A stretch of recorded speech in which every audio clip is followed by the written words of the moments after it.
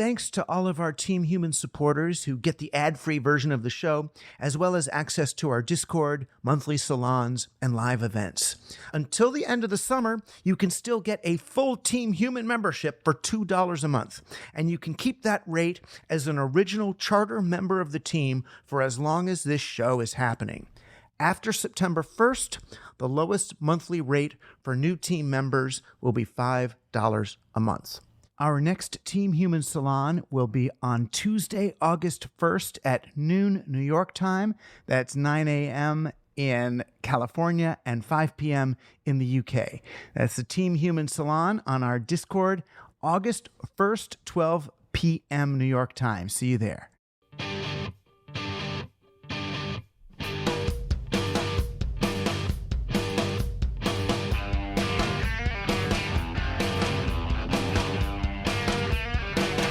You're on Team Human, Conscious Intervention in the Machine, where we challenge the reality tunnels we've chosen and explore alternative explanations for what the heck is going on here. There is no truth too sacred to be challenged, no story too absurd to entertain. I'm Douglas Rushkoff, and I'm on Team Human. Playing for Team Human today, the author of Chapel Perilous, the very first book-length biography of Robert Anton Wilson, my friend Gabriel Kennedy.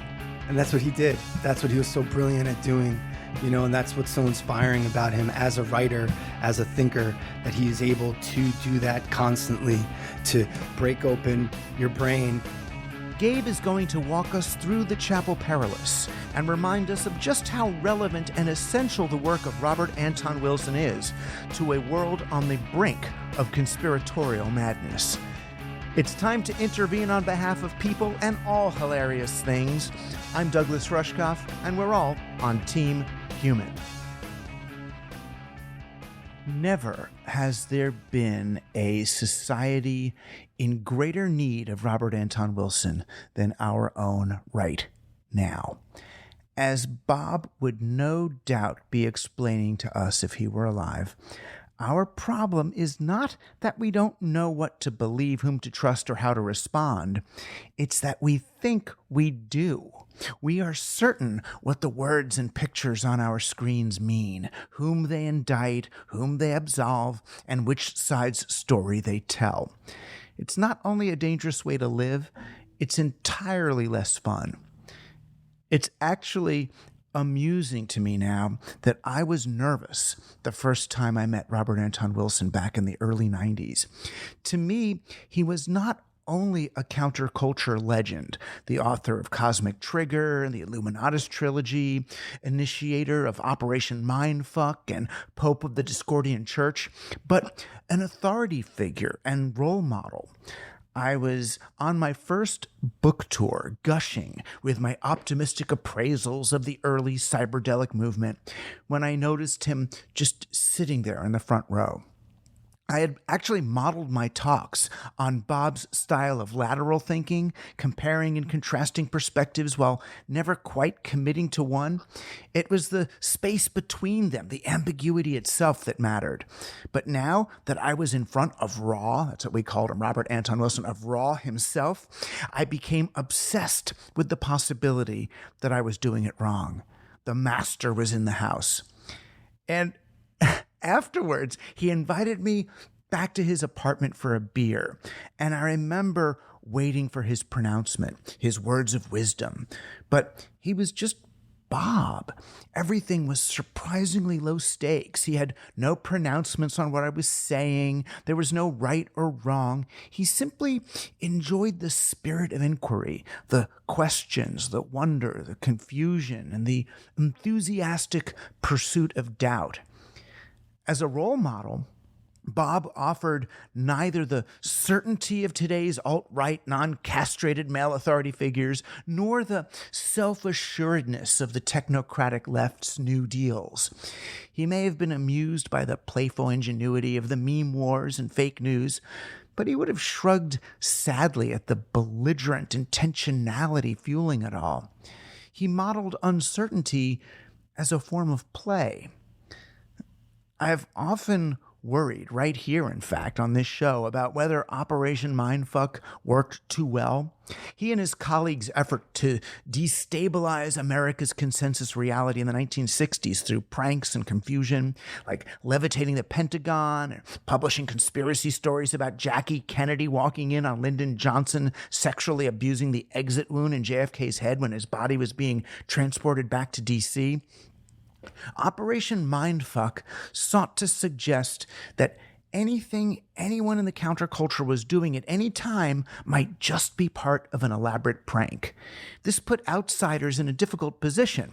The only safe assumption was that anything a hippie was doing was part of Operation Mindfuck, some sort of trick or game. But because this could only lead to paranoia, one had to assume that whatever they were doing was probably harmless. They were, after all, just pranks. For their part, the counterculture agitators hoped the assumption that they were just jesters would keep them safe from any real persecution. Or prosecution, I guess. But for Bob, Operation Mindfuck was less a means to an end than an end in itself. It was a way of training people to embrace just how weird and irresolvable things are. Like Art Bell's interviews with UFO abductees and Sasquatch witnesses on his Coast to Coast radio show, Bob's inquiries were less conspiracy theory than conspiracy hypothesis. The point was never to figure out what was actually true, but to experience the state of mind engendered by one belief or another. The beliefs themselves, the various scenarios about aliens, magical numbers, global cabals, they were all less important than the way they created new lenses and mindsets through which to understand the world. Most importantly, none of them are true, or all of them are true, or some may be more true than others depending on the circumstances or even the believer. The creative, magical potentials unleashed by conspiratorial musing was the very opposite of the self-righteous certainty and call to arms asserted by today's fake news mongers. Our young incels and tescrials' incapacity for ambiguity and their desperate need for a male authority figure to follow are precisely what Raw's rite of passage was intended to redirect. But the path of resolute ambiguity, life after passing through the Chapel Perilous, it isn't easy. Being that open, being willing to suppose almost anything, and then being willing to let go of that supposition, that's a tough life path. Even when there's a real life with money woes, health concerns, family troubles, and downright tragedy to navigate at the same time. Yes, Bob sure tried. And while he may not ever wish to be considered a role model, he did demonstrate how to hang on to a fluid sense of reality while simultaneously confronting greater challenges than any of us should ever have to face. It can be done. And today, we're going to hear how.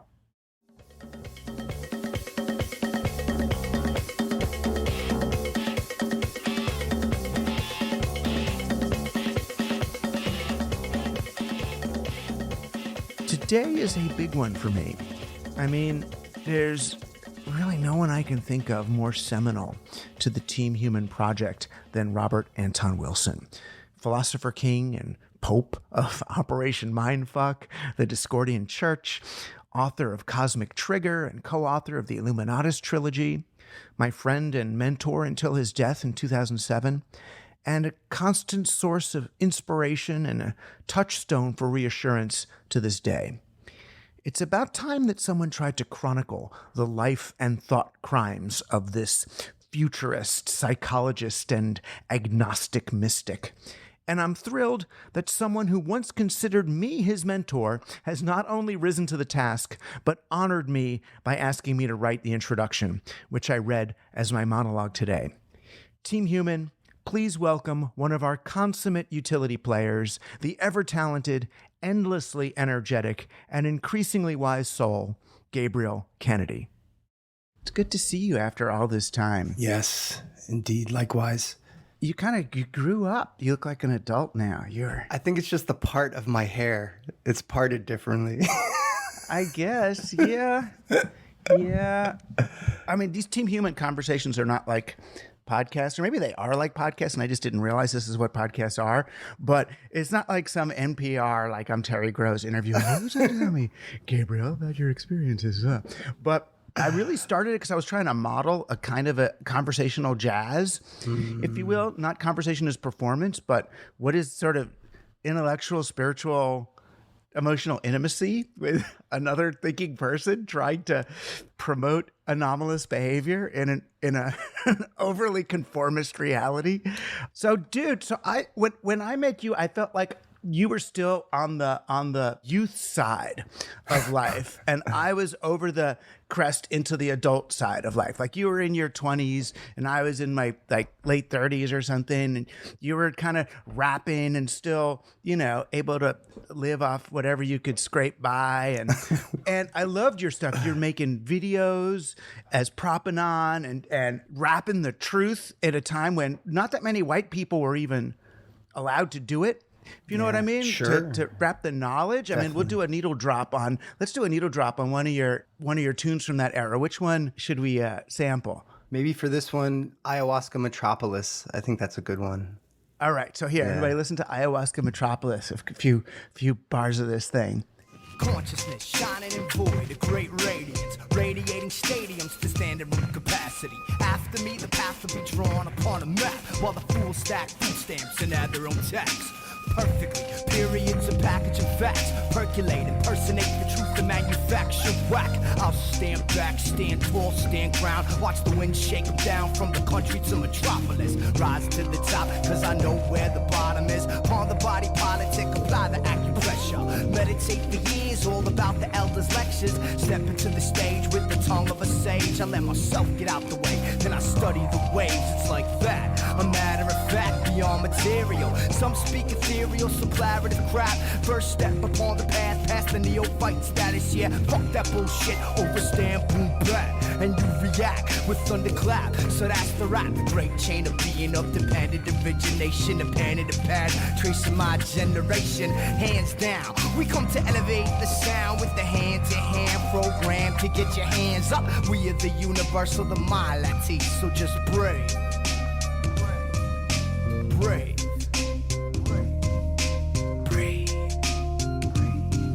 Yeah, this logo's for those with the ear to the street, just like the need of the wax is on the tune with the beat, cause the people of the earth work and serve in silent ways.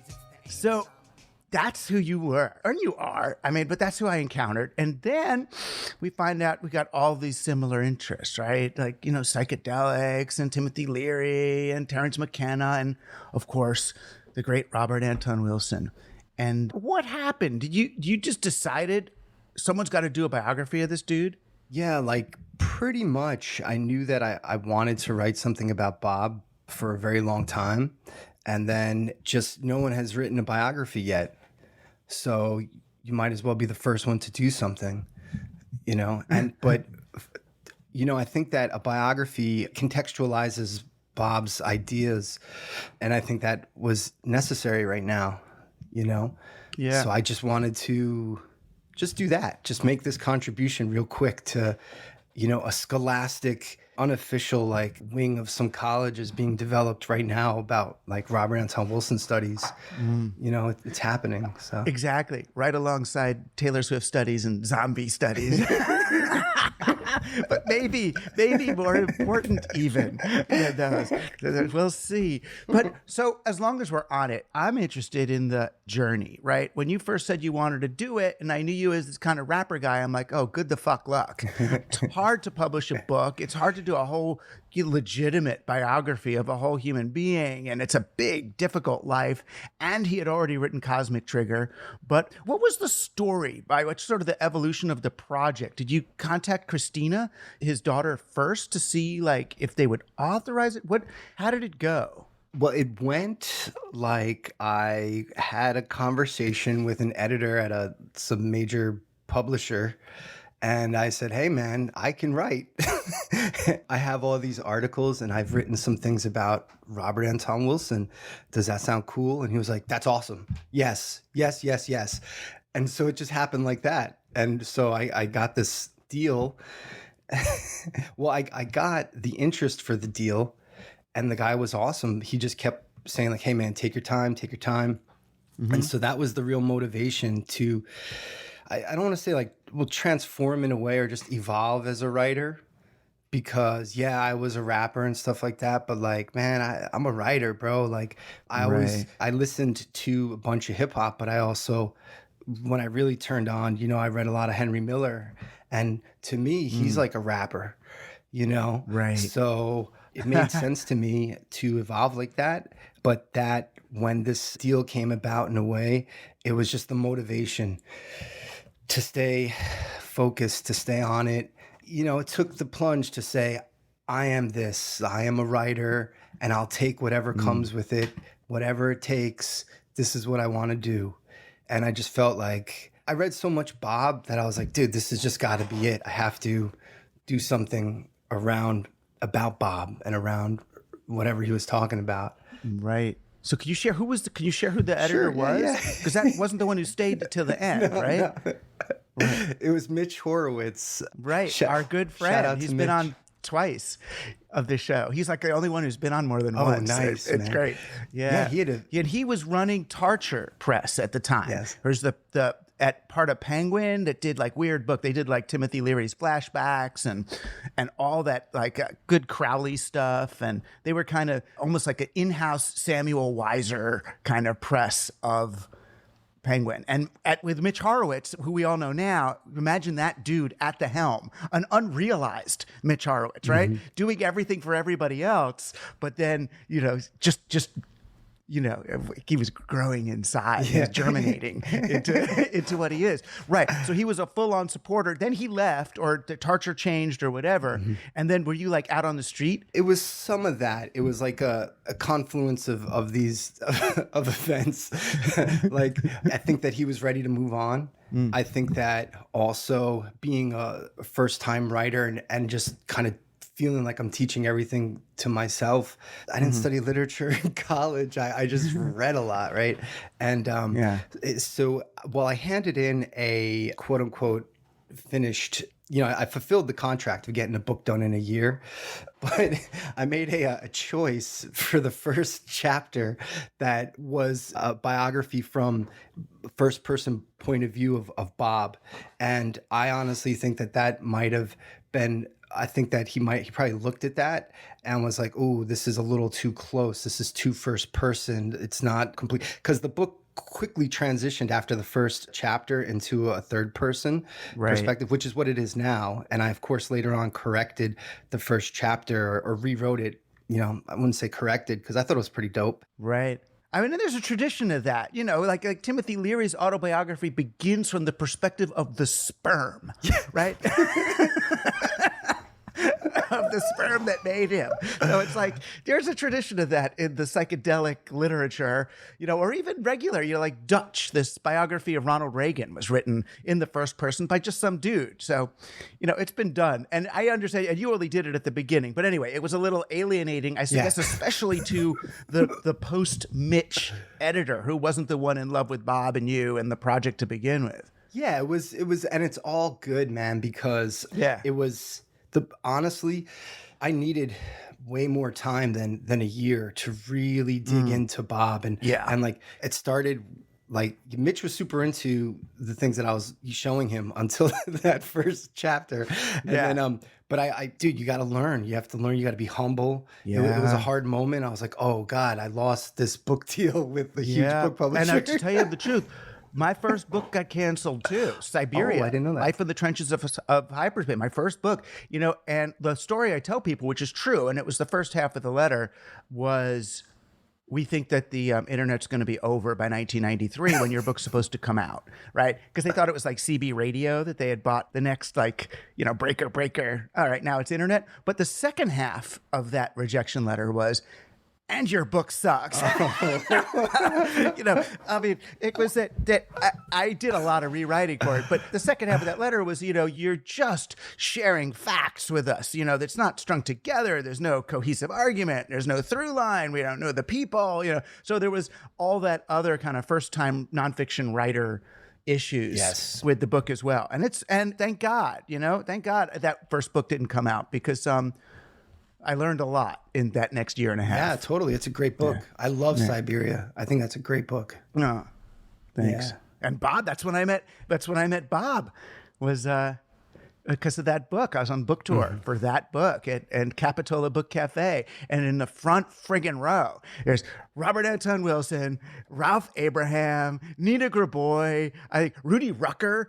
And I'm like, I'm just like, I'm speaking to them. Right. They're sitting, listening to me. He's like, let's turn this around as quickly as possible. And afterwards, he's like, hey, Doug, want to come over for a beer? That Bob way. And he walks me around the corner to his house, and his wife is there, and he gives me a beer, and we sit down, and it was just, he was a relative from then on. That's awesome. That way he had.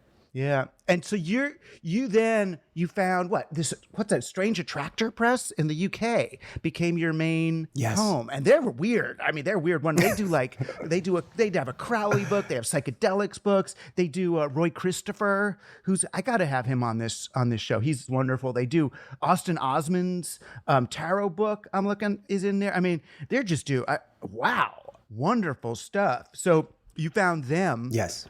And you hooked up with Christina too, so it's like kind of official, like a loved, if not authorized, because he's not alive. It's an approved of. It's embraced by the family, right? Yeah, 100%. I mean, but you played a great part in that. You basically gave me Christina's email.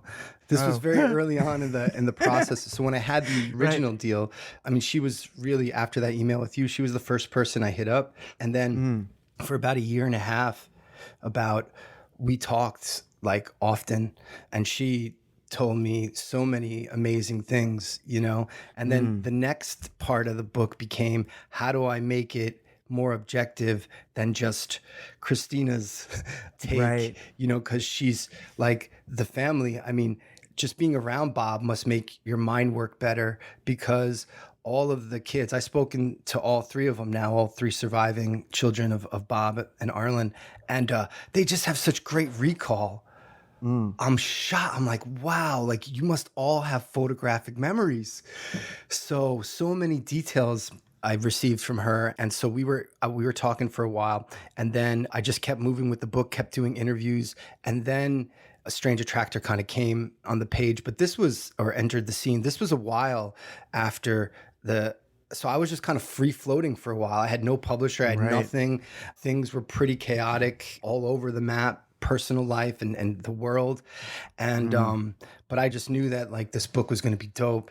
I'm doing a lot of good work, I'm doing a lot of good research, and someone will come along. And Strange Attractor, I'm so happy with them. I think they do, they remind me a lot of ways of like, the Rapid Eye books, from back in the day, and like they're the books that you'd find in like the basement of like St. Mark's Books, next to like some Moon Panics books and some New Falcon books, so I was like, this is it. And then I saw that Eric Davis put out his book with them, and I was like, this is great. Another writer, Adam Gorightly, recommended that maybe hit them up, and Gorightly wrote a lot of books about the Discordians.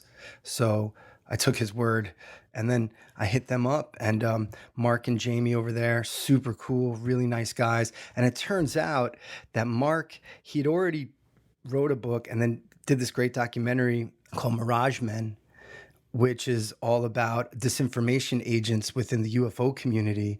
And that blew my mind. But I found out later, he was also at the Disinfo conference, Mark Pilkington. He interviewed Kenneth Anger on stage that night. Oh, wow. At DisinfoCon 1999, whatever that was. Yeah. I think it's 2000. I think it was 2000. Yeah. It was before 9/11. I remember that. It was like the ultimate pre 9/11 moment of maximum possibility before the bad trip or whatever that was began. But yeah, for people who don't remember, it was Disinfo was Richard Metzger's website, and he did this great convention that Robert Anton Wilson was like the last speaker, but he had Kenneth Anger and Grant Morrison and Doug Rushkoff. Joe Coleman. I mean, it was a crazy, wonderful event. And it was it's what gathered the tribes together in a really different way. So that's great. So he was there interviewing Kenneth Anger, who just passed a month or two ago. I mean, which actually, I'm surprised he made it that long because he was old when I met him then. I was thinking, wow. Yeah, he was in his 90s, I think, when he passed away, right? Yeah. Yeah, great occult filmmaker, or the original kind of occult filmmaker. If you haven't seen his stuff, take a look. This is wild. So you found them, and they're associated with MIT of all things, which is like such a funny, wonderful, Bob would love it, imprimatur in the U.S. The publishing partner of Strange Attractor is MIT Press. So here you are with a book coming out about Robert Anton Wilson on MI Press, which is just... It doesn't get better than that. He would love it. Agreed. And for me, there's so much to say about this. I mean, first off, as you're talking about your experience doing it and writing, for no money, no contract, whatever, and making ends meet and going through hard times, it reminds me a lot of the story you tell in the book, which is a story that he doesn't quite really tell himself so much in Cosmic Trigger, which is how broke he is so much of the time, raising a family in San Francisco, doing whatever he can to make ends meet. I know people sometimes will say, oh, I don't like Robert Anton Wilson. I heard he wrote for Playboy magazine and they're chauvinist. And it's like, dude, I mean, first they paid, and second, they were the only ones who were willing to write, to let him write about like life extension and intelligence increase and space migration. I mean, he was writing crazy shit, wasn't he? He was indeed. Yeah, man. It's really funny though. Like Bob was one of those voices of criticism towards Hugh Hefner before he got hired. Wow. Because the story went that, A.C. Spektorsky, the famed second in command at Playboy and editor and writer, reached out to Paul Krasner around 1965 and said, hey, man, this guy you got writing over there, Robert Anton Wilson, I like him. Will you send him in? And Krasner's story was that one particular article got Spektorsky's attention, and this was when Bob lambasted Hugh Hefner in like a 1961 article, and it was called Hugh Hefner. The article is either called Hugh Hefner, I think it was Hugh Hefner is a Virgin, right?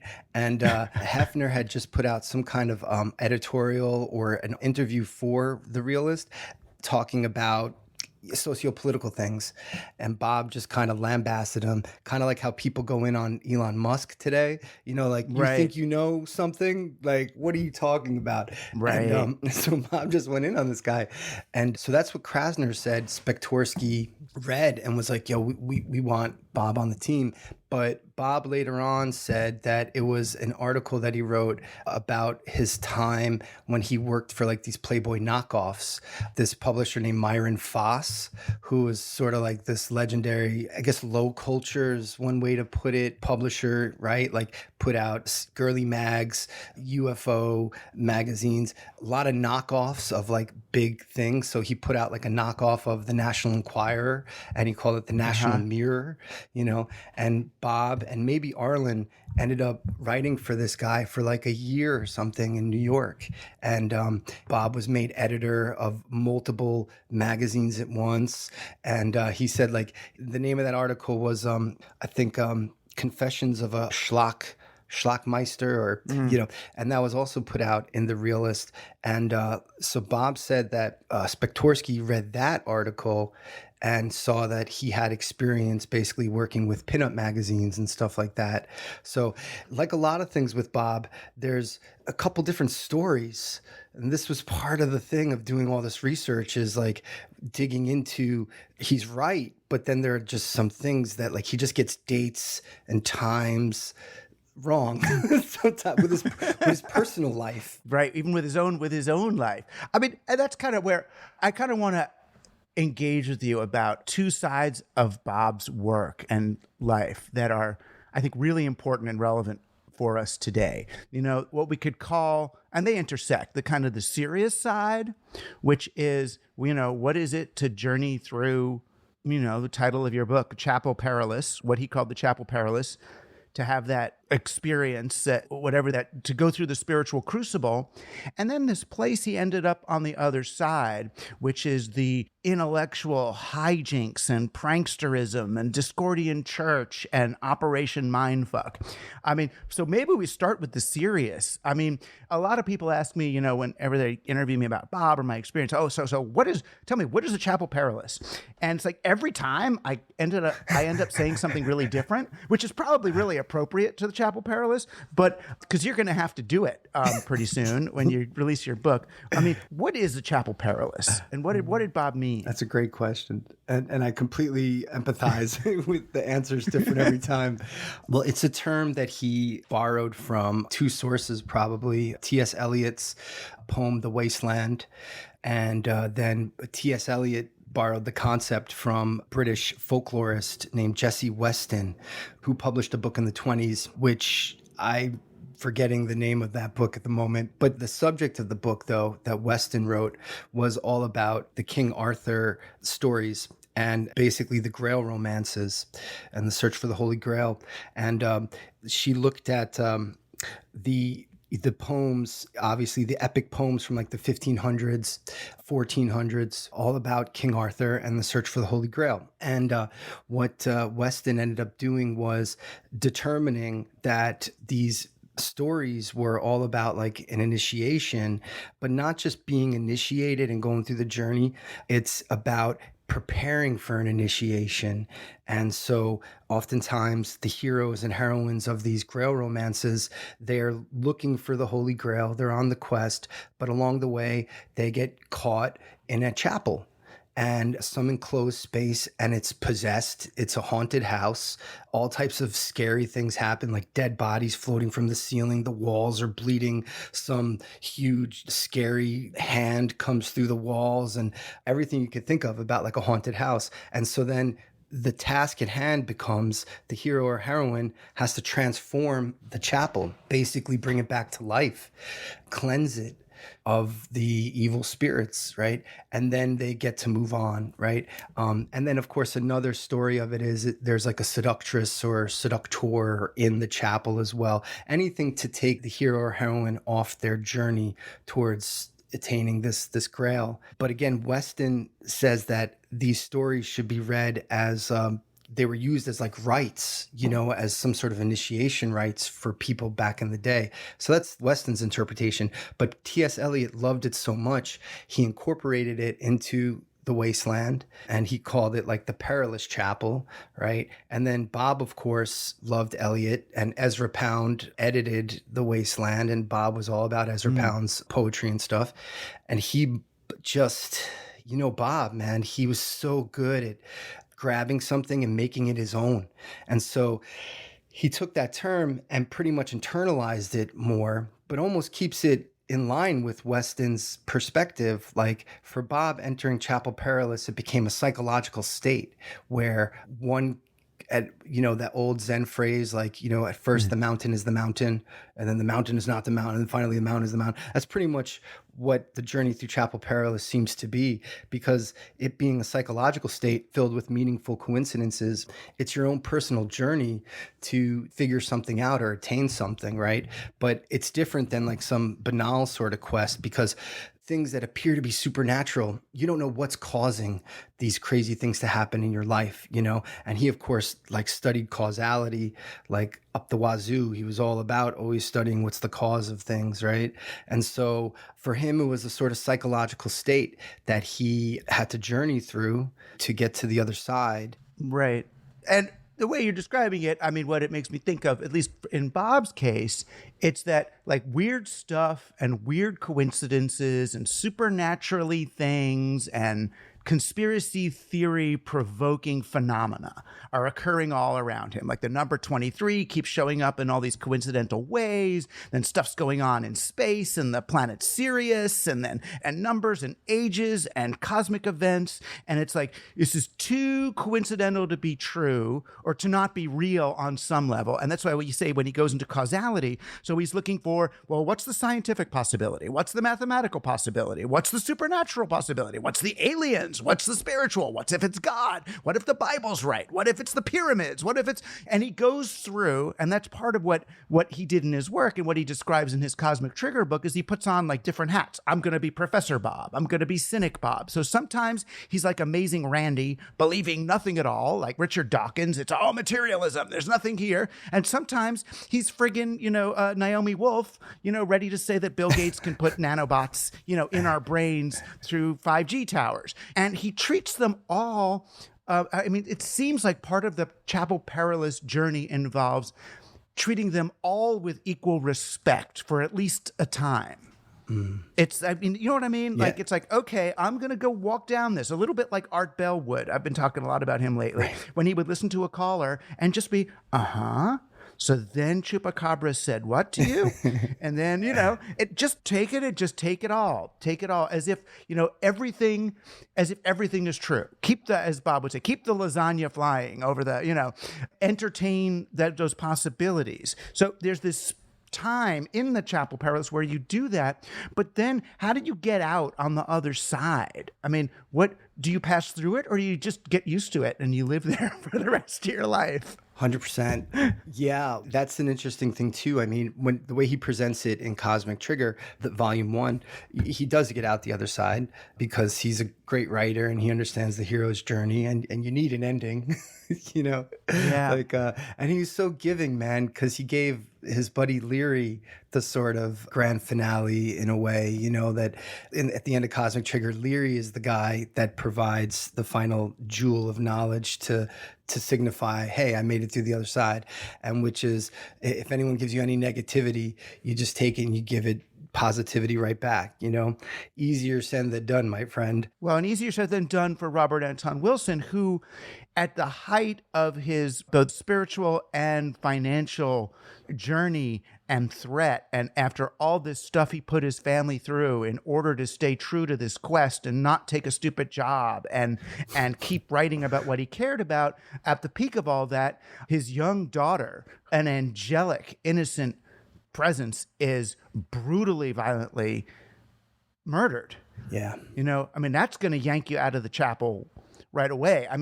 Something like that could have killed many a man. I don't know how I would live through that. And that's, what happens at the end of that section of his book and his life is, yeah, I can understand that. And you turn to say, okay, let's go to the wisdom of my elder, or,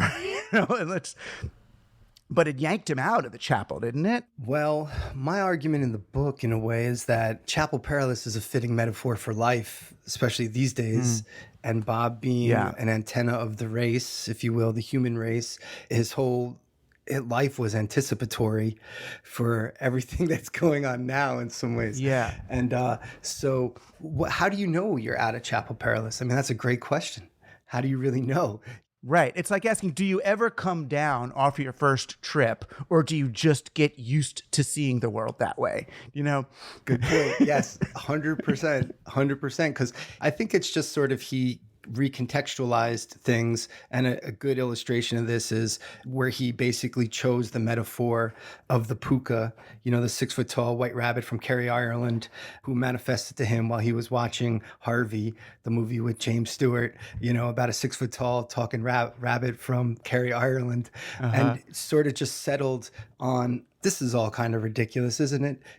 He settled on a more materialistic notion that his left brain was talking to his right brain, and this is what was causing sort of these feelings of getting interstellar ESP communications from Sirius, or from some, Sufi wheelhouse from Afghanistan or something like that.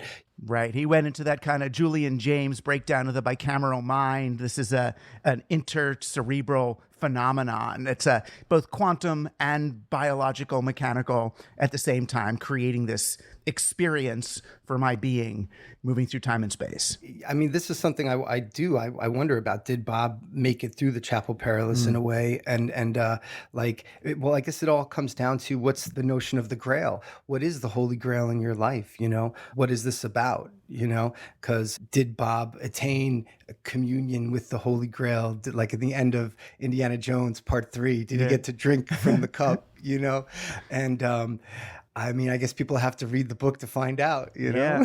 I mean, it's interesting as a Catholic, and I think a lot about Leary in this regard. He put the Holy Grail after death. He made it about the bardos, that it's the white light. So it's when you die and you go through the bardos. And that's sort of a Chapel Perilous, the way it's described. There are all these temptations and good things and bad things, but you kind of have to keep your eye on the prize, stay on the path, go to the light, and you make it. And if you don't, you fall back in and you get reincarnated again. I mean, that's sort of where it seems to me I don't have a grail in life. It's so one-pointed. It's so Aristotelian. And I wouldn't think Bob did either. But what I want to get to is, so he had all those experiences, and where he went with it in his work was toward what we could call, as an embracing concept, what we would call Operation Mindfuck, which is all of this stuff, like the Discordian church where everybody's a pope and you believe everything or nothing, to the books, the Illuminatus trilogy, which is like every single conspiracy theory in the world you ever thought of, all wrapped up into one giant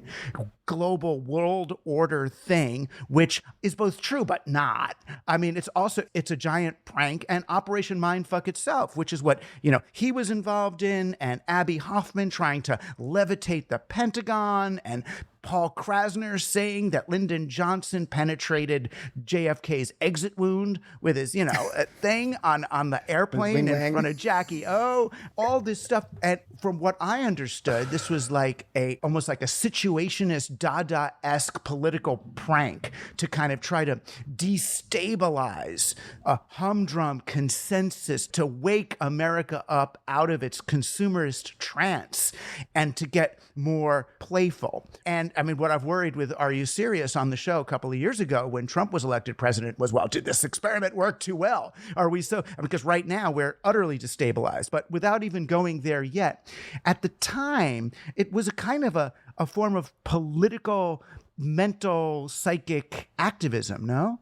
Oh, big time.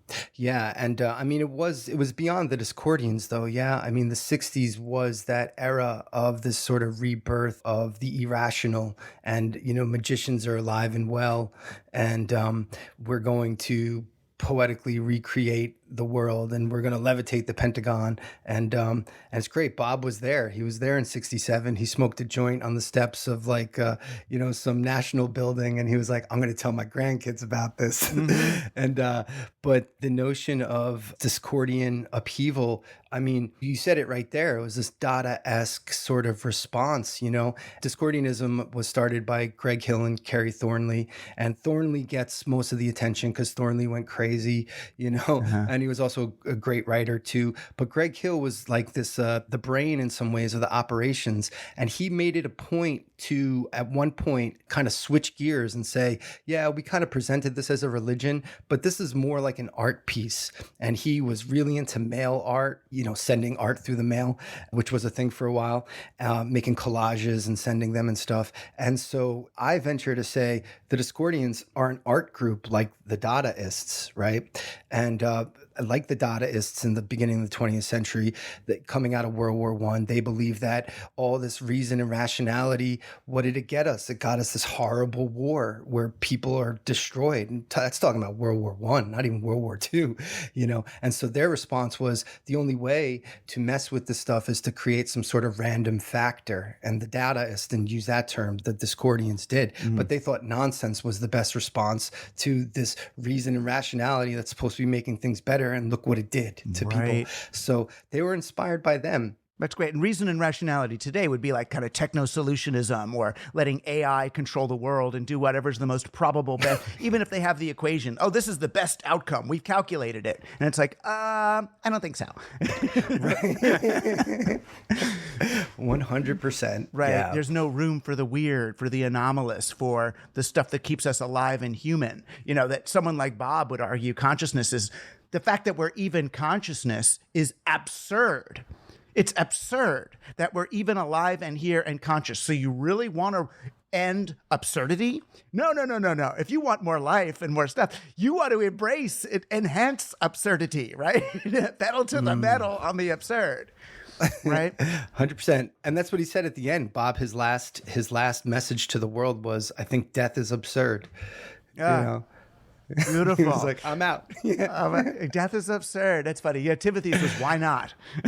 Why not? Oh my Awesome. gosh, it is. You look at that, you look at what Bob was navigating in terms of his life challenges, which is pretty much the greatest bad trip someone can imagine, right? Their own child being violently murdered. He dealt with the darkest of the dark that you could engage with and maintained a prankster ethic, right? Which means that he developed certain navigational skills, and I've been having a really dark time myself lately. And when I think about Bob, just even as a presence, and I don't mean to deify him or gurify him or anything, but Bob, what he learned, what he transmitted through his existence was a father figure on the one hand, an Uncle Bob, but I feel like he's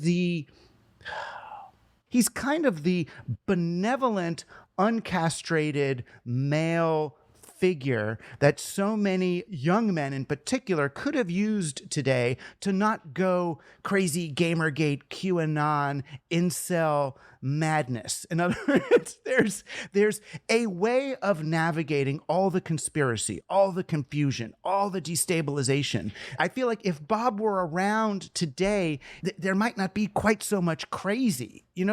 When I look at Twitter and the hate and the stuff going on, I feel like this is a lack of Bob. There's an obvious lack of Bob here. 100%. Oh, 100%. Yeah, man. I mean, something weird about Twitter and social media websites is they seem more anti-social media than social media. The way that it's sort of set up to begin with is, from flame wars to just like people you never heard of. It's like having a conversation at a party and you're talking and someone just comes in and starts heckling you out of nowhere off the street. To me, Twitter feels like that in so many ways. And then two more people come in off the street and start piling on. And you're like, excuse me, I was just speaking to Doug here. Yeah. I don't even know who you are.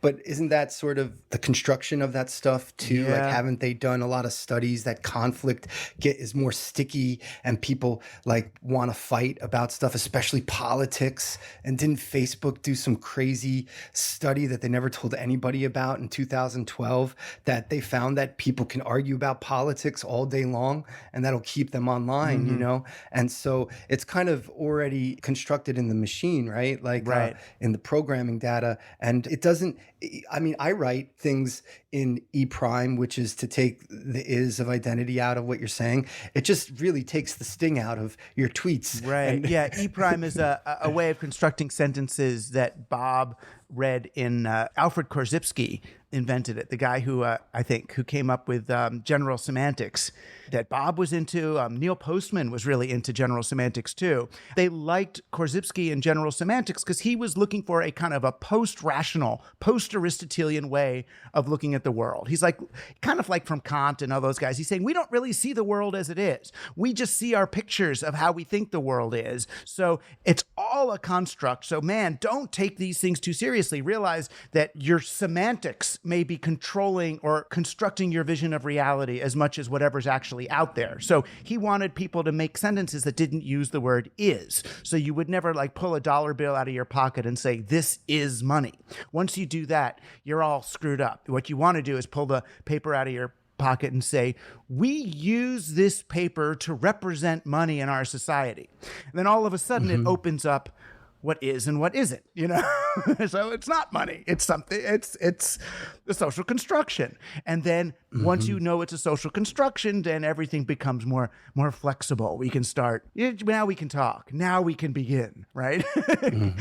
And that's part of Bob's life is he kind of disagreed with it when I told him this, that I thought what he was sort of trying to say was that everything is true and nothing is true. And he was like, no, there's stuff that's true. That's what he said to me. You misunderstood me, Doug.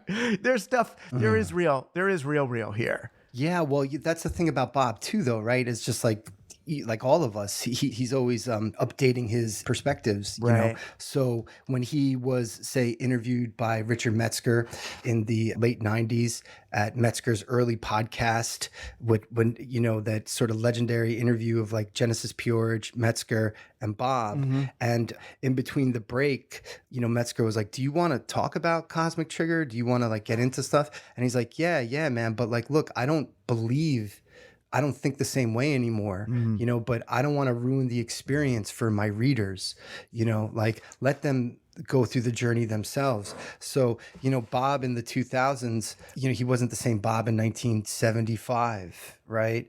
And so maybe in 75, he might have been a little more like, is it real? Who knows? What's real? You know? But when it comes to Bob in 2002, 2003, you know, one thing is real. Pain is real. Pain is very real. You know, you can't think yourself out of pain sometimes, you know, people try, but. And Bob had post-polio syndrome and knew from pain, you know? Yes, indeed. You know, and so he, like so many great teachers or those searching for the meaning of life in some ways, you know, how you learn to live with pain. How do you do that? You know, and he was able to learn to live with pain while also staying, like keeping his mind open to these new sciences that might eliminate pain further down the line, right? And so some people say that, well, Bob really only got into the life extension stuff because his daughter was killed, right? And this was a psychological reason why he was so attached to the idea of life extension, when that's not the case at all, man. Like Bob was very aware that he was able to contextualize and own his shit very well. And I think his magic was his ability to know when he's projecting. And I think that's one of the troubles that has, one of the Chapel Perilous that has occurred, especially with the media now, internet now, is we project all the time. We're projecting all the time. And it's so much easier to project on some random person on Twitter, like that you don't even know. And that person might not even be a real person. Yeah. So it's all magic. We live in an even more magical environment than ever before. And you said this one time that, like, you know, the internet is like basically acid, you know, and everyone's tripping, you know, but there's a big difference of knowing when you're tripping and knowing when you don't know when you're tripping. You know, someone could have dosed you like the old CIA guys used to do to each other. Used to dose the shit out of each other and just watch, you know, until someone could figure out, oh, I get it. I'm tripping. Yeah. I'm tripping. Exactly. That's why Leary said the net was going to be more powerful than acid. And I asked why. And he said, well, because acid, you've got to actually consume acid for it to work. You've got to take a hit. With the net, you don't have to do anything. You know, it's just going to, and he knew it was just become the environment. It would supplant the environment and become this substrate on which humanity exists. But so if you can, and a lot of people use Bob's work as almost like a guide for tripsters, right? If you're going to become a psychedelic person or a counterculture person or a questioning person, you're going to need this a compass. And Bob kind of serves as a compass, as a good guide, as an example, someone who's been through this terrain, and you can use that. So now that we're all living basically tripping all the time, even people who are not accustomed to it, and a lot of people are having bad trips and believing crazy stuff that was Operation Mindfuck worthy conspiracy joke is now believed truthfully by millions of people, you know, who think that God knows what, you know, that the Biden crime family is connected to the Rothschild lizard people, you know, just, my God, I mean, it's so off the charts. And friends of mine who believed, you know, that the election was fixed through Jewish lasers from space and adrenochrome drinking. And I mean, it's all, people in Congress are full on beyond the tinfoil people that were at our parties even, you know, because they were at our parties. They were fine. They were just tinfoil people, you know, whatever. Aliens, it's protecting you from the CIA. God bless. Let's, you know, have a joint. Yeah. You know what I mean? I got along with them back then. So when so much of us are living there, do you see any way for us to utilize the lessons of Bob, what Bob brought? I mean, on the one hand, when I was talking with Are You Serious? He's like, was this a mistake? In other words, not was Bob a mistake, but was Operation Mindfuck a mistake? Did we give these cognitive weapons of silliness now that they've been embraced by the right? You know, Donald Trump is the closest thing to a Discordian on some level, creating. I'm just asking questions. I'm just saying, where was he born? We don't know. What if the birth certificate's not real? What if that videotape's not real? You know, you could keep going. I guess that's the right question. How do we use Bob's wisdom today? How do we deploy it? Is there a particular lesson that we can use and spread? In other words, we share the idea that if he were around today, he would be a useful asset for so many people who are confused. What do we do now? Well, yeah. So the first step probably is what he spoke about, seeking to be as agnostic as possible, right? And along with that agnosticism, you know, you need to really develop your critical thinking skills, and that takes work. And I think Bob, while he was alive, for so many people, you know, him and Leary's books, I remember when I was coming up, you know, like they were in Tower Records, right? Remember Tower Records? They had the book section, and these were the cool motherfuckers. You know what I mean? Like you had Leary, you had Bob, you had like Iceberg Slim. You had, you know, I guess that mixture of like low culture, quote unquote, you know, books. But those are Bomb the real. The Suburbs kid. Remember him? Upsky. Yes. Love that guy. Love that guy. Read all those books, man. Yeah, me too. You know? And there was something about that, like getting the Bob book and then bring it into the bookstore and being like, this is the real shit. Yeah. You know, not, you know, like, and being raised by the counterculture in a way, like, you know, hip hop, punk rock, like techno stuff. Everything was all about like, you know, fuck the mainstream, you know? And then where it happened, I mean, that's what Metzger and all you guys are talking about, like all that collapsed in the late 90s, this notion of mainstream underground. There's still a counterculture vibe that one can hold. But the corporations started running to the cool people and doing focus groups and then wanting to get your blah, blah, blah, you know? And so, but my take is, dude, this is all old. This is all very old. And for me personally, like the Discordian Operation Mindfuck, was it too successful? See, this is where it comes in as them as artists, right? And when you're an artist, you anticipate and you comment on the times. There was already a thing, the CIA had already, Operation Mindfuck was started by intelligence agencies, and the CIA loves Operation Mindfuck, you know, Operation Mindfuck goes beyond the creation of the CIA. To me, it goes into the realm of just intelligence agencies. When Protocols of the Elders of Zion was written in 1903, it was a pure counterfeit. It was a pure fake, but it was in order to mess with people's minds. Right. It was created by the czarist secret police, basically. Exactly. And so, you know, in the 60s, you know, Seymour Hersh, and his name is coming around again, he exposed Operation Chaos, you know. It's right there. And what was Operation Chaos? It was a CIA domestic spy campaign where they spied on thousands of Americans during the 50s and 60s, when it's completely illegal for them to do that, you know? And so I think, you know, this is where artists are kind of psychic too. Were they spying on like weird counterculture people or just regular housewives and businessmen? Well, what's interesting is how many housewives actually have gotten spied on in the past. Like the FBI loves spying on women, at least traditionally, in the Red Scares. And this is before the FBI, but the whole notion of like the first Red Scare in 1917, second Red Scare during the McCarthy era, like skipping around a little bit. But Bob and Arlen, you know, I have stuff in the book about how they were surveilled by the Chicago Red Squad in the 60s. And the Chicago Red Squad was this sort of strange police department creation, but they were completely in tune with the FBI. And so one example is the Chicago Red Squad was somewhat behind the death of Fred Hampton, right? And so Bob was told when he was working at Playboy that he had a record, he was being spied on by the Red Squad. I was able to access those records, and Arlen was surveilled a lot because she was involved, a women's organization, I think it was called Women for Peace or something like that. It was a huge organization, but feminists were feared and watched a lot, which to me was kind of very interesting, you know, like, and bringing it back to like Bob as sort of this model of today, or for people to not go down the incel, whatever. I'm so happy I found Bob in that regard, because what is masculinity? That is a question that Bob brings up. Yeah. And in this new era of interesting gender bending stuff, you know, what is masculinity? He folds it out to what is being human? Well, you're a man who's doing good stuff. To me, you're masculine. Do you know what I mean? Masculinity, you got a little more testosterone. You might want to chop some wood and build a ditch, you know, be a man, you know, like, or whatever, build something, right? I think what Bob's response to that is, don't stress it too much, man. Just be you, you know? And people have gotten caught in this conversation about what is it like how do you be a man? And women are doing this. He brings it back to himself. It's like, what's right? You can only see accurately from the distance from your eye to your thumb.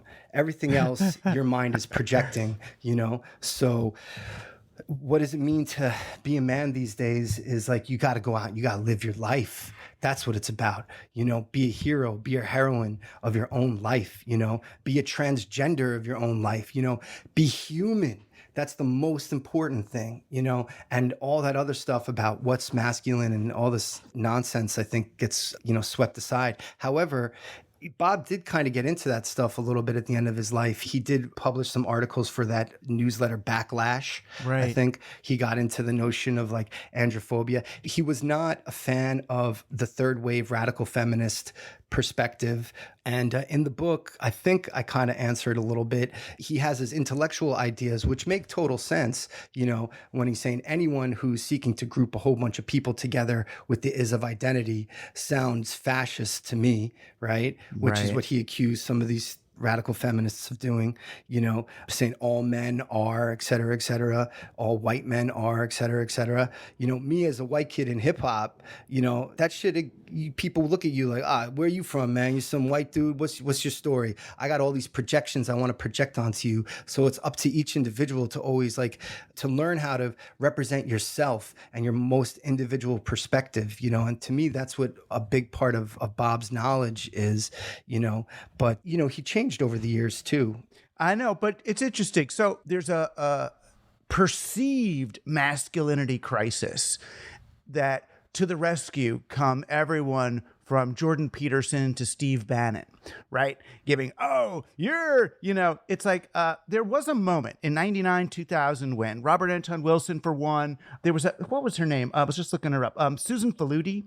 She wrote a book. She was a feminist kind of sociologist person. She wrote a book called Stiffed, The Betrayal of the American Man in 99. And they were basically people realizing that, yeah, we are living in this sort of a toxic masculine world, and stockbrokers are men, and the madmen are men.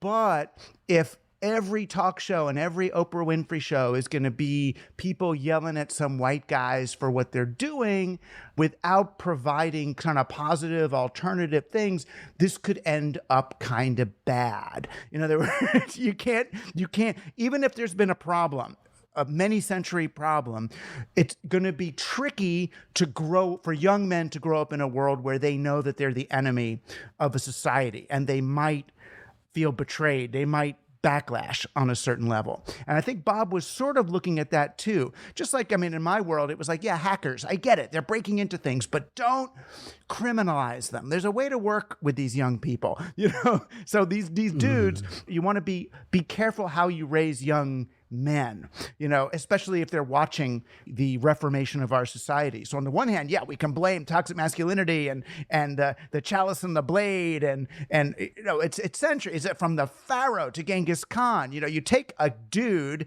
and give him a little power and a harem, and he won't stop. They won't stop. There's no governance mechanism. There's no self-control. He will take and create yes people around until someone comes and conquers them. Another one of those dudes comes and conquers them. And all the rest of us are collateral damage. So I get that. But I feel like Bob was saw what was coming on that level and offered some sort of alternative path. I think you're right. Just be human. That's why I went with Team Human. Just be human. Connect with other people. It's good. You know, it's good. It's like it's all good. You know, it's sometimes it's dangerous to say that to people now, but it's like it's all good. What you want, it's fine. That's just your kink, man. It's all. Go with it. I feel like that Bob was that was the thing. He was so accepting. He was so of all the different aspects of himself. Let this part of you wash through you. Oh, now you're macho man. It's like the things you learn when you're tripping. I feel robotic. There was a great lesson that Timothy was trying to teach people how to trip in one of his books. And he says, all right, so if you're with someone and they're starting to have a bad trip, they said they feel like a robot. Know what you do? You go, oh, robots. What's that feel like? How does a robot move? I am a robot. You let it let it through you, and it'll pass to the next thing. And I feel like that's sort of Bob's openness was sort of to that. That's the reality tunnel you're in right now. Well, explore that reality tunnel while you're there. See what you can learn, and you'll come out the other side. Don't worry. 100%. Yeah, I think, and that's something that we all need right now. He was the person that friends called when they were having a bad trip. Yeah. Right. And then, like you said, like Leary helping the person going through it ground themselves in their five senses, because, you lose your mind and come to your senses. How important it is to just breathe and just remember, like, I am here. My body is here right now. My mind could be going all over the place, and I'm here right now. And it's a real interesting question of identity these days, right? And, Bob is of that era where it's like, well, what is identity? People are stuck on, they're trying to say, I am this. Well, that's the ultimate is of identity fallacy. Like, I seem to be this at this moment, but I exist in flux, and I'm always constantly changing form and changing. If we're able to start these conversations like that, which it seems like we've gone in the exact opposite direction, because I feel like the internet and social media, has promoted this increased atomization, as you've written about, and once you're atomatized, and then you feel like, well, what's inside, right? And if you don't feel a spiritual connection to this greater whole, which Bob did. Bob didn't speak about a personified, anthropomorphized God. Everything was sort of this process. He was a process philosopher. Yeah. It was the Tao, and we're always changing form, and consciousness changes as well. So people get stuck on positively identifying themselves. He represents the negative thinking part of things, what Herbert Marcuse spoke about, like the antithesis to people's thesis, right? By saying, oh, you are this? Well, let me break you down and show you how you're not what you say you are. You're just this constantly in flux being. And we're constantly struggling to come up with the words and the signifiers to accurately describe that all the time. And because, dude, even the internet, language is like acid. We're all tripping all the time, because we can barely describe the immense infinity of amazing things that's happening within us and outside of us. And we get stuck on these small perspectives. And then you go online, you start arguing with someone from that small perspective. Yeah. And sadly, I think the world has now reflected social media more and more, when it should have been the other way around. And what is your core identity? You're constantly in flux. And as you said, let these things wash through you and then see where the dust settles, That's what I think. Yeah, it's also plastic. I mean, ideally. It's interesting. You say there's a lot to this. I mean, when I think about Web3, and people used to interview me about Web3 and virtual reality and what it'll be like for humans if we migrate to there and how will we make meaning, I said, we already did this once with the invention of language. I mean, imagine what it was like for the one caveman who goes to the other tribe, a caveman without speech, and he goes to this other tribe, and people are making mouth noises to each other and then going and doing stuff. It's like, what magic does that man have to make those noises, and that person over there brings him food or makes fire? What spell is that, right? And now we just live in this linguistic universe where what you call me, your mother, you made those mouth noises, now I'm going to have to kill you. Your mother, oh, my mother, you're going to die, right? It's like, whoa, what just happened there? So there's that is really interesting to me. And then what you're saying, I just got in trouble actually a couple of weeks ago.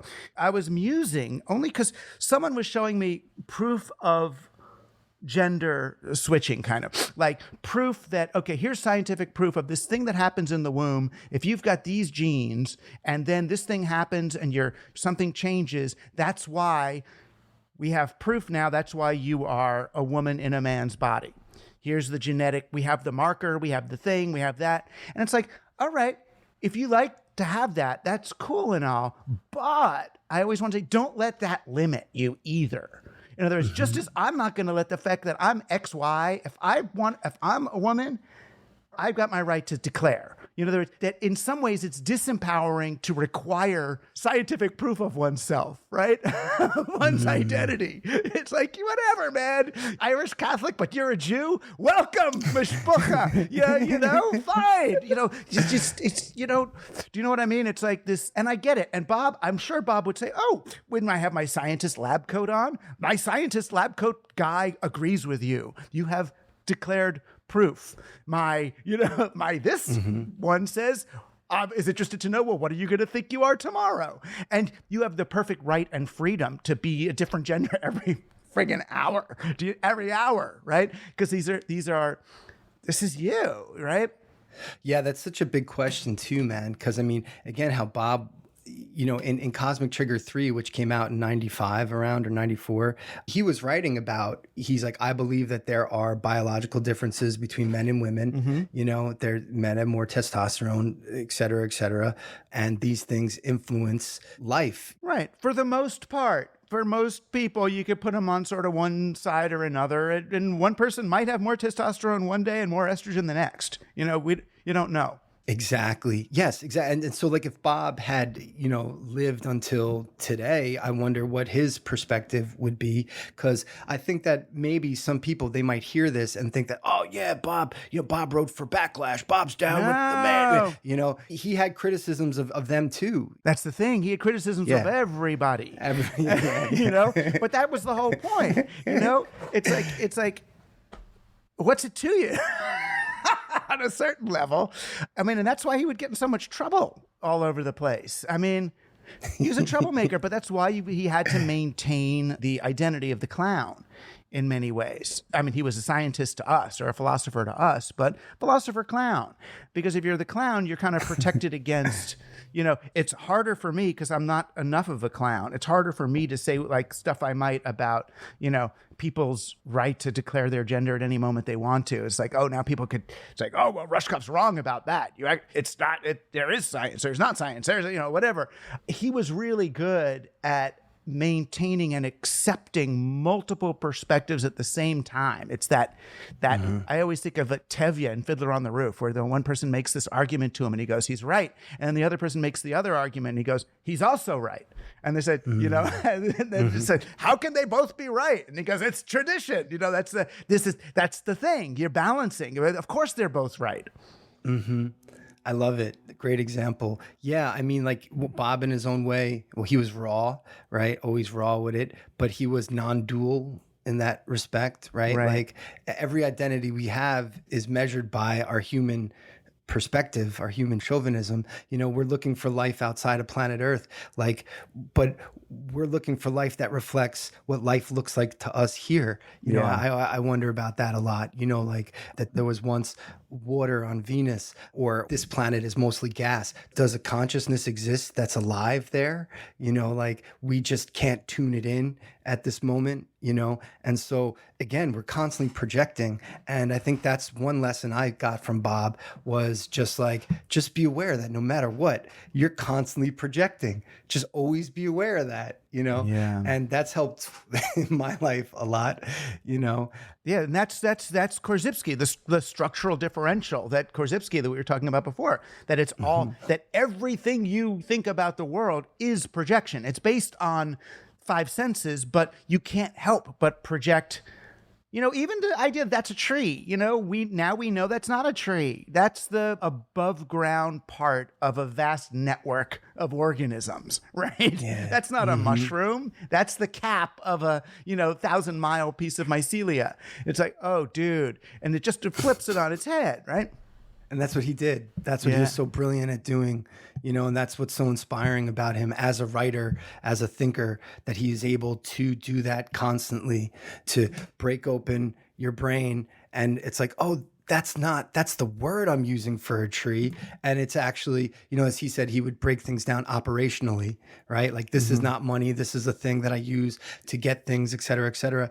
And in so doing those exercises to people who are not, I can understand how Bob, the way some people really love Bob and some people are like, man, I'm good.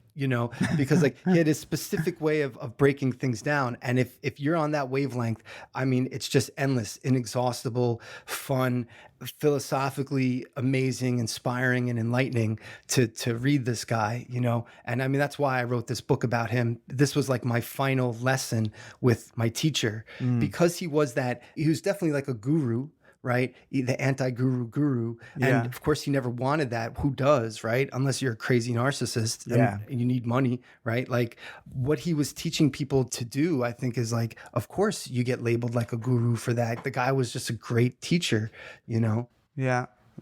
And it's interesting. And in case people are interested in reading not just Chapel Perilous, your terrific biography, but Bob's work, it's very, easy is not the right word, but it's very easy reading. It's straightforward. This is not like some weird philosopher dude. It might be challenging emotionally and philosophically and personally to you as as the stories go in, the same way a great movie, but it's not like reading Finnegan's Wake or something. This is not hard. Although he loved Finnegan's Wake. It's just like, it's much more like reading a Neil Postman or me or somebody. It's really straightforward, very personal. Uncle Bob's just going to talk to you about, I was doing this and I was doing that, and this guy said this, and then you'll think about this planet and look at what it's doing. And there's a great, forgot the name of the guy. They have Cosmic Trigger, the book is on as an audio version of it.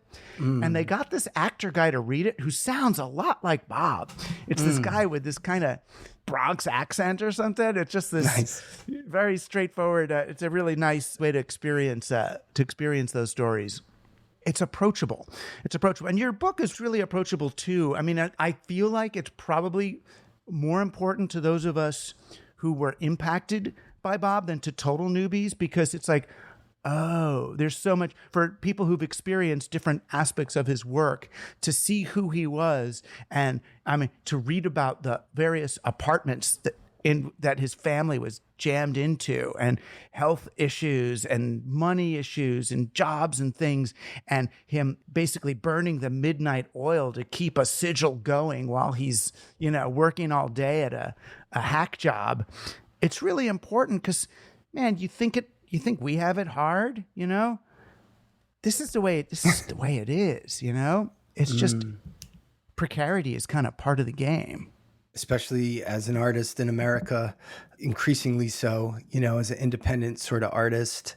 And that was one of the things with the book. And I wondered about that. Like, who's going to read this? Where's the reach?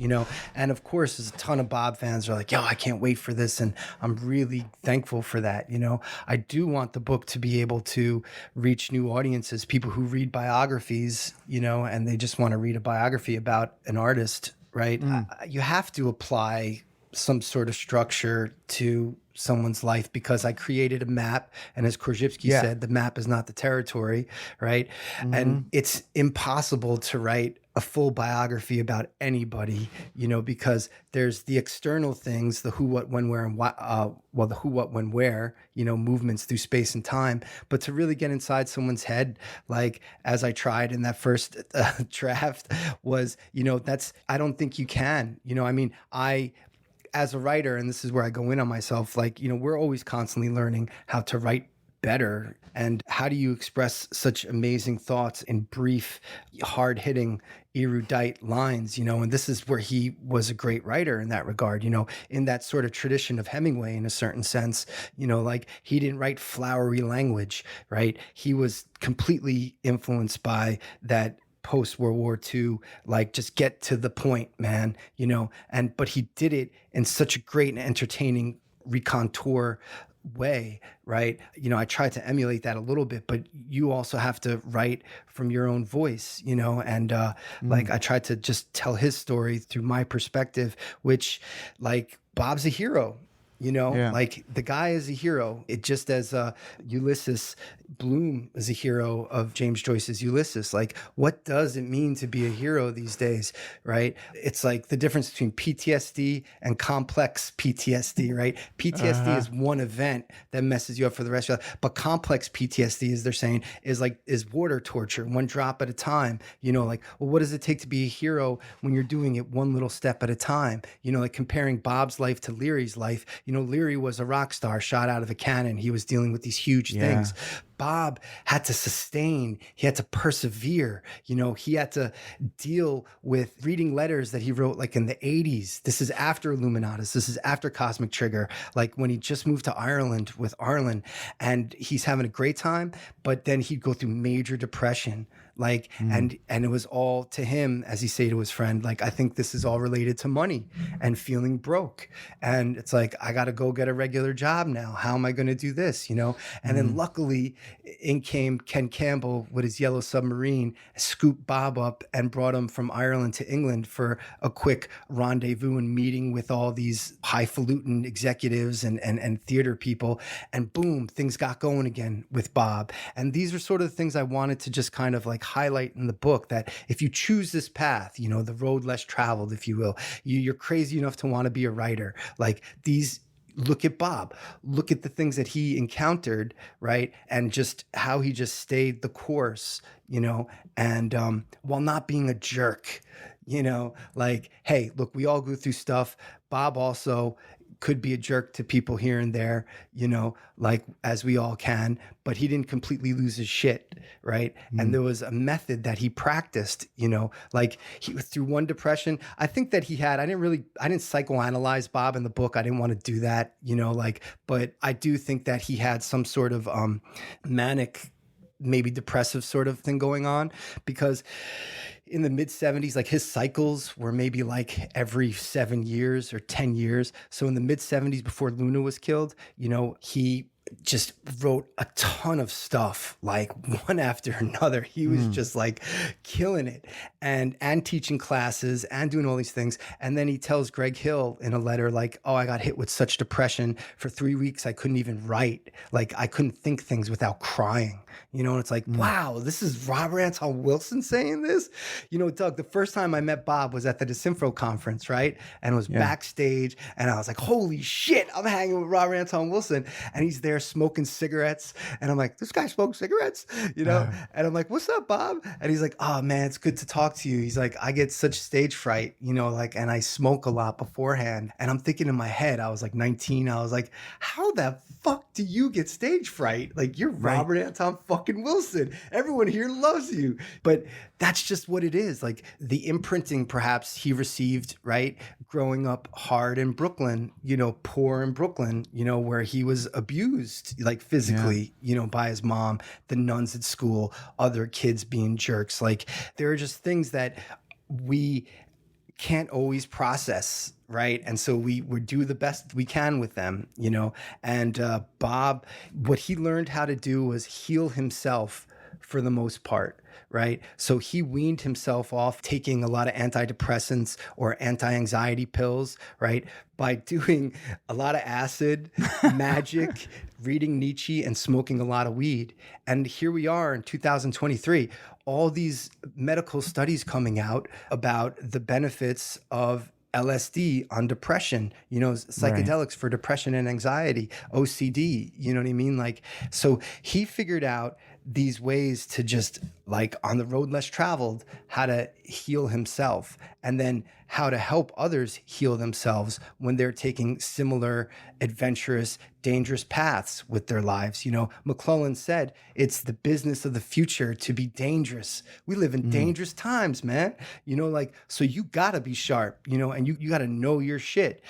But you could figure out ways to help heal yourself. And I think that's what I tried to really get through with the book, was he's a hero for these reasons, right? And it's not a critical biography of Bob. There are things that I could have written to make it somewhat so, but I think Bob, before he gets roasted, like, he needs to get toasted, because the guy never got it so much in his life. The one major time that, of course he got it in micro elements of people being like, you're awesome, but he was going for the gusto in his career. He dreamed of Illuminatus trilogy being made into a huge hit movie, but he finally did get something, and you played a huge part in that, when you put the word out that Bob was near death and he was almost possibly could be evicted from his apartment, right? And I still remember reading that, Doug. I remember reading that email. I was living in Brooklyn, and I was like, I was shocked that, like,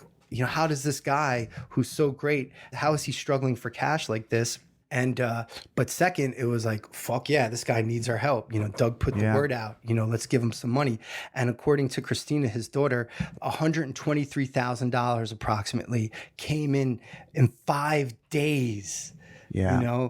That's insane to me. He won the lottery. Yeah. This was before GoFundMe and all that kind of stuff. Right. I sent an email to my mailing list, and then Boing Boing posts it on there, and I stuck it on my blog. And and we just put his daughter's PayPal out there. That's it. It was like, Bob needs our help. It was like, oh man. Yeah, it was nice to see that. And and he felt I think more than the money, he felt embraced. He realized that we love him, that we love Bob. I remember he called me, he was like crying, that it was he's just so moved, for us to do that. Yeah. It's gorgeous. Love that. Yeah. And, and you're living the example as well, taking 10, 12 years on this project. Well, I guess officially like 7. 7 maybe years. Officially 7. Yeah, but to keep pushing, I get emails all the time. What do I do? I've been trying for a year and I can't. 7 years, on, off, just stay alive and keep doing it. And that's where it is, And on some level, trust, I hate to say it, trust the universe. It'll happen one way or another. Yeah, I agree, man. I think, doing the book became like one constant to keep going to as life sort of crumbles around you. It became like a life raft, just sitting at the desk and working on this thing. And I'm glad that it was a great way to writing a biography about someone. I found is a good way to basically get better as a writer, but to learn to ground yourself as a writer, the whole practice and method of it. Because yeah, man, like I say, I got a book deal with Penguin or whatever, like that wasn't for a lot of money, and then for Strange Attractor, also not for a lot of money. I'm grateful, so grateful for getting any money for it. But, I remember I interviewed Bob 20 years ago, man, and July 24th, 2003, the day after the Maybe Logic premiere in Capitola or in Santa Cruz. But I was at his apartment in Capitola, and, he just said it during the interview. He's like, writing is labor. Like, this is work, man. He's like, we don't get paid enough for our straight up labor of it. And Eric Bogosian, the great playwright, actor, one-man show guy, he wrote a book after all these years of doing all this great one-man show stuff. And he's like, this was hard. This was one of the hardest things I've ever done. Just the act of physically sitting at a desk all day and doing this, I know. I realized that. I was writing the last book, because I always say each book, this is the last one I'm going to do. But this last one, Survival of the Richest, I realized, while there's fun in it, it's torture. It is torture because you're so alone. You got to write alone. Even if you get someone else in the same room, you're alone in your thing, struggling to make this thing. It's way harder than it looks at the end. You just think, oh, you just sat down and typed this. It's like, oh man, it's brutal. It's brutal, but you did it, man. You did it, and it's great. And I take the lessons on depression and anxiety really seriously. I know I in my email list, I said, I've been going through some challenging times lately. I'm going to be answering email less and all. And a lot of people wrote me right away, I'm concerned about you. Are you okay? I got a couple of texts even while we were talking. Are you okay? We all get it, man. It comes in waves, and I had one of my hard ones, this last 2-3 weeks, just where you can't write. You don't want to answer a single email. Every task is just like, oh my God, what am I going to do? And you got to just be in it, keep doing what you could do and connect with other people. And then this, for me, this is the life's blood, is to connect with you about our shared love of Bob and strange experiences and mutual recognition of the great challenge that living life this way as best we can presents us, and the necessity of finding the others. One of the beautiful things about writing this biography was you got to speak to so many people in the world of Bob, which must have been, man, a It's a great excuse, Right. to connect with you. You're doing a book on Bob? Of course I'll talk to you. You know, man. it's great when the work affords those kind of connections. It's just then you're obligated to then sit and figure out how to incorporate it all into a single coherent volume, which you did. Chapel Perilous, The Life and Thought Crimes of Robert Anton Wilson by Gabriel Kennedy, forward by Grant Morrison, and an introduction by yours truly. It's from Strange Attractor Press, or in the U.S., it's going to be MIT Press. Published November 7th, 2023, which seems so far away. Well, that's the MIT version. Maybe the UK one is earlier, but just pre-order it now because it makes good things. And who knows when it will actually come? Maybe sooner? Well, yeah, I think it's actually, I was told now it's going to be February 2024. They're releasing well, order it now anyway. Yeah, order it now. Who knows what will come to you? How do they find out about you, Gabriel Kennedy? You got a website? It's like Propanon or something? Yeah, I have two websites. One is propanon.com, prop-anon.com, right? And then also chapelperilous.us, where I mostly discuss Bob-related stuff on that website. And then I have my Medium page, which I'm putting up more articles and stuff now. You could also just YouTube Propanon. YouTube took down a couple of my videos though, which was a little rough. They're good songs, man, but they took them down.